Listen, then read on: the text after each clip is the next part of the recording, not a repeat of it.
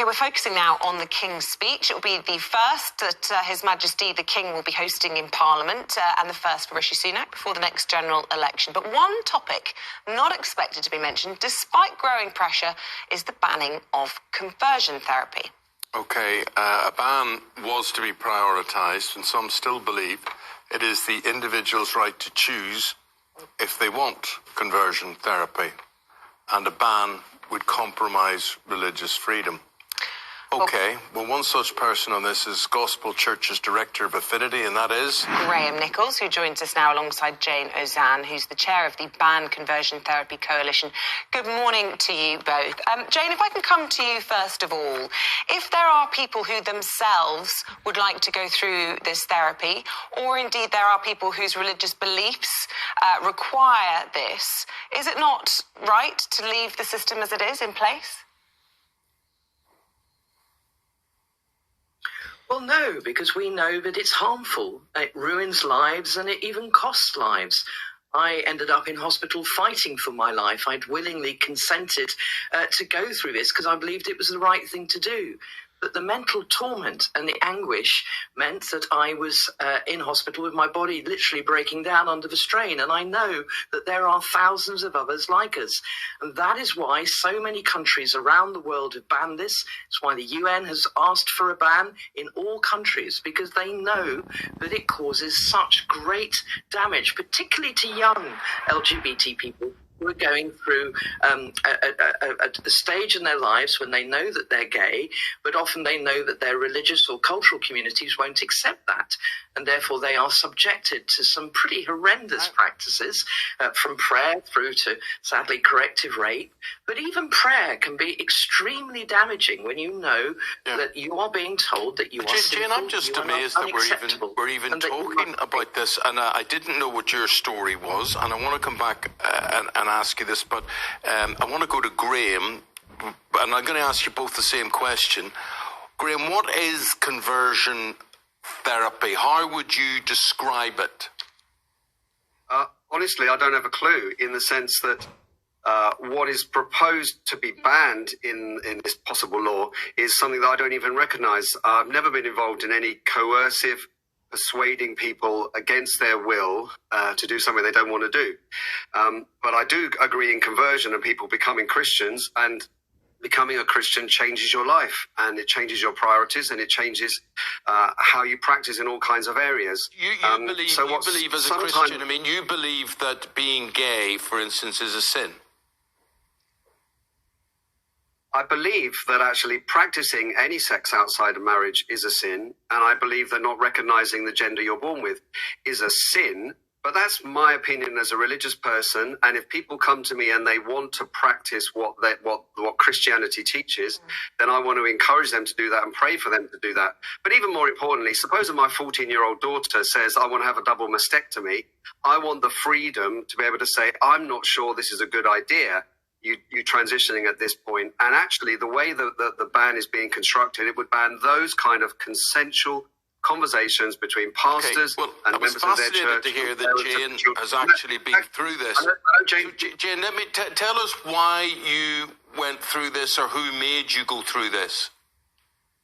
Well, I chose to go through it because everybody in my immediate community, my religious community, my family, I'm a strong Christian, I'm an evangelical, and I happen to be gay, but believe that it was wrong and simple, as you've just heard Graham say. And so I was in my 20s. Most people are teenagers, they're children. And Graham's example there of a double mastectomy at 14 is utterly ridiculous. That's scaremongering. That's not allowed. This is anything with a predetermined purpose. That is the recommended definition by a group of international human rights experts chaired by Baroness Helena Kennedy Casey. Some of the top legal minds in the country have come together to advise the government that one of the best definitions to try and ensure that we only deal with a form of practices, any practice that has a predetermined purpose to make you straight or to make you what we call cisgendered. And it's the mindset of the perpetrator, and you can hear it in Graham's mindset, that says that who you are is unacceptable wrong and you must change. And it's that pressure, particularly on children, that causes such great damage. I'm a Christian. I happen to believe differently to Graham, but I don't push people through it. And that's the problem that we have. Graham, fundamentally, Christianity is about love. It's about treating people, as you'd wish to be treated yourself. How do you square that with what you're hearing there from Jayne about the people who have been led to the edge of, taking their own lives in response to conversion therapy? Yeah, I don't want to take anyone to the edge of wanting to take their own lives. And I want to love people. I think the best way to love people is to tell them the truth about what God says. I don't recognize anything that Jayne has gone through. I would have not been involved in that way with Jayne. But just as she has the freedom to say, I think the Bible teaches this, and she differs from me, I want the freedom to say, I think the Bible teaches this. And this kind of a law and how it works out and how it's worked out in other countries has actually banned normal church practice, normal consensual conversations between parents and between pastors and children and adults. That's what's happened in Victoria, in Australia. That's where it has gone in terms of there's even guidance to say you can pray this in church, but you can't pray this. You can say this in a sermon, but you can't say this. This is where it will go. And I'm just asking for the freedom to be able to practice my own religion and to explain it to others. And of course, if I think something is right, I'm going to persuade them to do that thing because I love them. It's because I love them. It's not because I don't love them. And Jayne, presumably you can understand, the sanctity of being able to practice your own religion. Do you think that is why the government shied away from putting that into the King's Speech tomorrow? Well, there's 2 points. The freedom of expression, freedom of religion is only up to the point that it causes harm. And we have so much evidence now from the UN, from the medical profession, from the government itself, that shows this causes deep harm. The government Jayne, has did it only cause been harm listening to you? people like Graham. Jayne, The did it government cause has been harm to listening. you? And in what ways did it cause harm to you?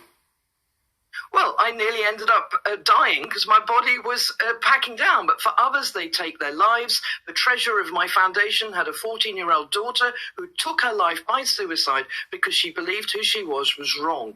And that level of suicide, attempted suicide, is well documented. We know that nearly 2/3 of those who've been through conversion therapy attempt suicide. So this is really dangerous. It's not something that we should take lightly. And that is why so many countries now around the world, from Western countries to Asian and Latin American countries, have banned this. The government has only been listening to perpetrators like Graham. Rishi Sunak has never sat down with survivors. Kemi has only sat down once. And they need to listen to survivors and hear their stories. Graham, I listen with regret to what Jayne's saying there. I mean, I would describe myself as a Christian. I think Isabel would describe herself as a Christian. I think we could both sit here and feel no issue at all. What is the big deal about somebody being gay? Now, that may make you, erupt in flames or whatever, but why does it visibly bring you out in a rash? I'm doing neither of those things. I'd hate to be described as a perpetrator because I don't think I'm perpetrating anything. I think Jayne's experience was unusual and particular, but there is no evidence of widespread harm being caused. This has been debunked. There is no great weight of evidence internationally and certainly not in the UK of any of these harms. There really isn't. I've looked at the studies. So I think Christianity, both traditionally and currently, believes all sex outside marriage is wrong. Am I allowed to say that? Do I have the freedom to say that? Is there actually such a thing as sin? We believe there is. Do I have the freedom to express that? I am not persuading, coercing, hurting or harming anyone. I'm trying to love them by telling them the gospel of the Lord. Just finally, because we are almost out of time, but I'm still not entirely clear, Graham, how you go about converting people. I know you say that you help people convert to Christianity, and in that, presumably they turn their back on their homosexuality if they are gay. But how do you help them do that? I mean, are we talking about prayers here? Because I've read about people using electric shocks and things like that. I mean, what does your own practice involve in terms of conversion therapy? Yeah, my practice never ever involves any kind of physical or kind of some emotional rituals or anything like that. And I'm not trying to convert people through being gay. I'm trying to convert people to follow the Lord Jesus Christ. It may have consequences in their lives. It may have changes that happen. I don't try and persuade someone not to be gay. I accept. Does the Lord Jesus Christ, sorry, forgive my ignorance, does the Lord Jesus Christ say it is a sin and you will go to hell if you're gay? I'm curious. Jesus talks about hell more than anyone else in the Bible, and he authenticates biblical Christian marriage between a man and a woman for life. And obviously we believe the rest of the Bible as well that clearly teaches that homosexuality is wrong. Jayne, I wish I had more time to get you involved, but we're out of time. Graham, really appreciate your explanation. Jayne, thanks for telling us your story, and we're going to leave it now to the viewers and listeners to decide what they think about all of this. So if they would just get in touch with us the usual way, gbviews@gb